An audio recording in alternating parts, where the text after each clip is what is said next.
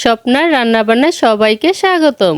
আজকে নিয়ে এসেছি শীতের সবজি মটরশুঁটি দিয়ে মজার একটি রেসিপি। সকালের ভীষণ ব্যস্ততার মধ্যে কোনো রকম ঝামেলা ছাড়া ঝটপট করে তৈরি করে নেওয়া যায় এই রেসিপিটি।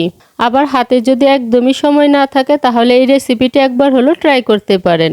রেসিপিটি তৈরি করার জন্য এখানে আমি 1 বাটি মটরশুঁটি নিয়েছি। এখন ব্লেন্ড করার জন্য ব্লেন্ডার জারে নিয়ে নিচ্ছি।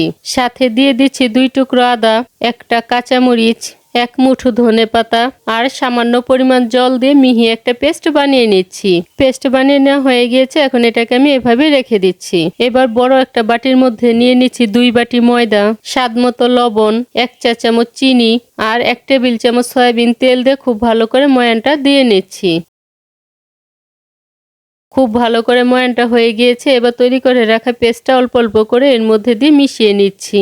মাখার সময় কোনো রকম জল ব্যবহার করা যাবে না। মটরশুঁটির পেস্ট দিয়ে ময়দাটাকে খুব ভালো করে মেখে নিতে হবে। ময়দাটা ভালো করে মেখে নেওয়া হয়ে গিয়েছে। এবার 5 মিনিট ঢাকনা দিয়ে রেখে দিব। এবার আরেকটা বাটির মধ্যে নিয়ে নিচ্ছি 2 টেবিল চামচ কর্নফ্লাওয়ার আর 2 টেবিল চামচের মতো সয়াবিন তেল দিয়ে কর্নফ্লাওয়ারের সাথে খুব ভালো করে মিশিয়ে নিচ্ছি। কর্নফ্লাওয়ারের এই মিশ্রণটাকে আমি পরোটার ভিতরে দিয়ে দিব।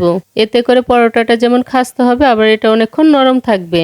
এবার ময়দাটাকে আবারও খুব ভালো করে মেখে নিচ্ছি। তারপর 2 ভাগ করে লেচিগুলোকে কেটে নিচ্ছি। আপনি যেরকম সাইজের পরোটাগুলোকে তৈরি করতে চান সেই অনুযায়ী লেচিগুলোকে কেটে নেবেন। এবার সামান্য পরিমাণ তেল রেখে বড় একটা রুটি বেলে নিচ্ছি।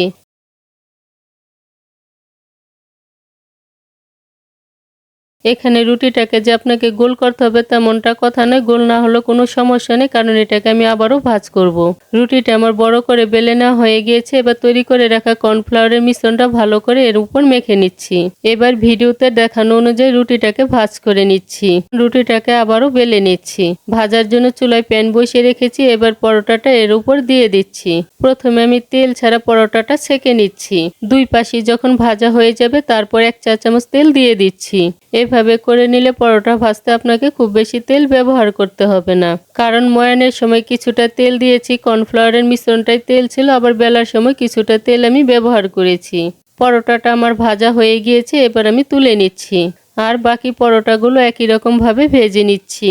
সবশেষে পরোটাগুলোকে আমি টমেটো সসের সাথে পরিবেশন করে নিয়েছি।